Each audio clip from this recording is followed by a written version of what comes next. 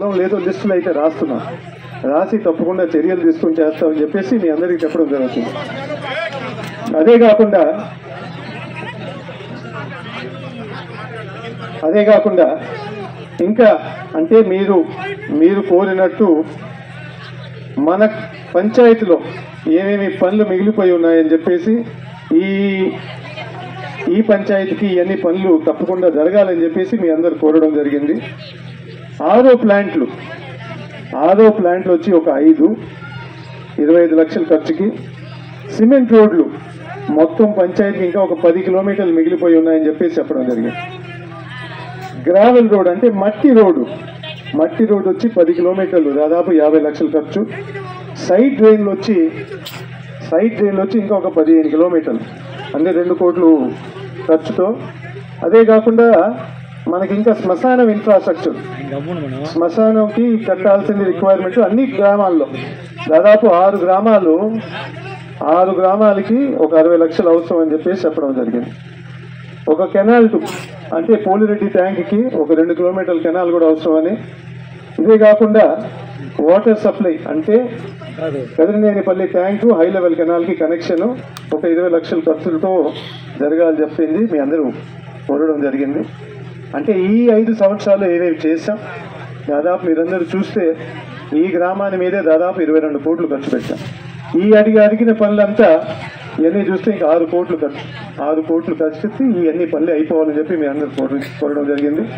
తప్పకుండా అయితే ఈరోజు నేను బాధ్యతగా తీసుకొని ఇవన్నీ అయిపిస్తామని కూడా మీకు తప్పకుండా గ్యారంటీ అని చెప్పి చెప్తున్నాను.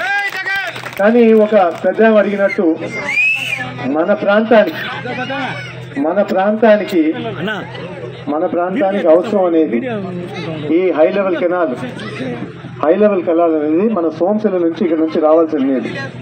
దాని గురించి మీ అందరు కొంచెం చరిత్ర కూడా తెలియాలి. కాబట్టి అసలు ఈ కెనాల్ ఎవరు తీసుకొచ్చారు, ఎవరు మొదలు పెట్టారు, ఎక్కడ ఆగిపోయింది, ఎందుకు ఆగిపోయింది అనేది కూడా కొంచెం తెలిస్తే అప్పుడు మీరు కూడా దాని గురించి కొంచెం ఆలోచించి దానికి మనం ఏం చేస్తాం అనేది కూడా మీకు తెలియాలి. కాబట్టి 2006-7లో వెలుగొండ నుంచి రావాల్సిందని చెప్పేసి నీళ్లు చెప్పడం జరిగింది. ఫస్ట్ మన వైఎస్ రాజశేఖర్ గారు ఉన్నప్పుడు ఈ ప్రాంతానికి వెలుగొండ ఆ ప్రాజెక్టుతో నీళ్లు రావాలని చెప్పడం జరిగింది. కానీ నాన్నగారు వచ్చి అది ఉదయగిరి దగ్గర ఆగిపోద్ది, మరిపాడికి ఇంకా రావు ఆ నీళ్లు, అందుకు సోమశిల నుంచి తీసుకురావాలని చెప్పేసి ఒక ఆలోచనతో ఆ టైంలోనే 2008లో మేనిఫెస్టోలో పెట్టారు. మీ అందరికీ తెలుసో లేదో, 2008లో మేనిఫెస్టోలో పెట్టడం ఈ సోమశిల హై లెవెల్ కెనాల్ అనేది అప్పుడు పుట్టింది ఈ ఆలోచన.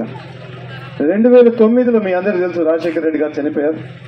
దాని తర్వాత మనం 4 ఏళ్ళు అయిన తర్వాత 2013-14లో ఫస్ట్ టైం ఈ ప్రాజెక్ట్ స్థాపించి సోమశిల హై లెవెల్ కెనాల్ అనేది మొదలు పెట్టారు. ఫస్ట్ టెండర్లు ఇవ్వడం జరిగింది.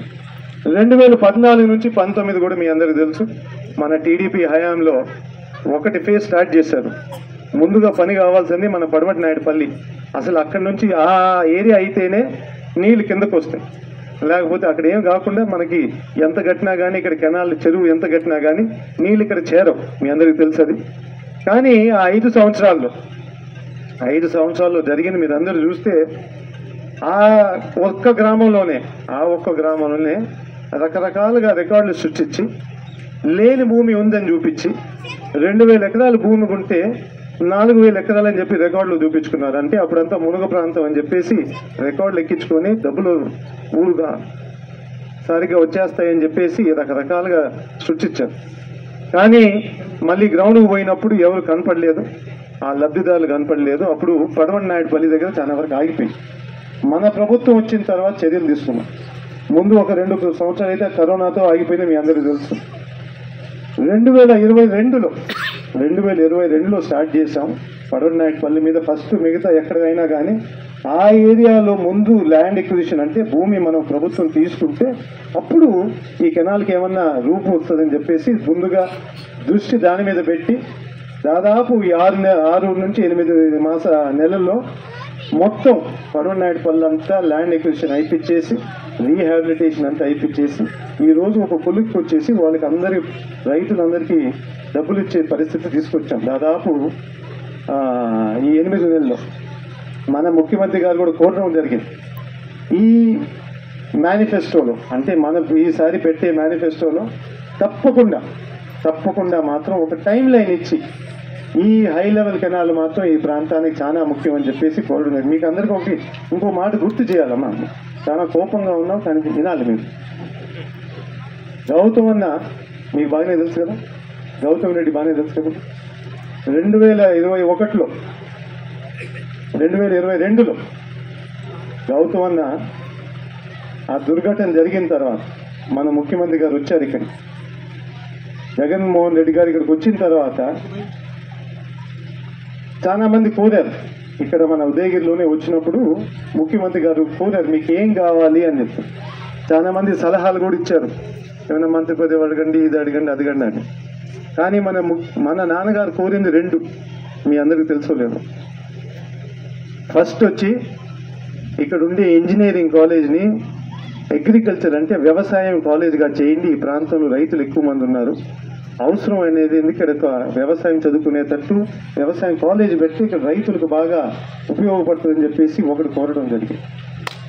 రెండోది ఆయన కోరింది ఏంటంటే ఈ ప్రాంతానికి అవసరమైంది నీళ్లు. ఈ ప్రాంతానికి రైతులందరికీ మిగతా మండలాలు పర్వాలేదు కానీ మదిపాడు మండలానికి మాత్రం నీళ్లు తక్కువ. మీరు ఫేజ్ 1 ఫేజ్ 2 పెట్టున్నారు ఈ సోమశిల హై లెవెల్ కెనాల్, దయచేసి ఈ 2 ఒకటే ఫేజ్ చేసి ఇది తొందరగా పూర్తి చేయండి, ఒక టైం లైన్ ఇచ్చి ఈ మా మదిపాడు ప్రాంతాన్ని అని చెప్పి కోరడం జరిగింది. ఆ 2 కోరికలు ఆయన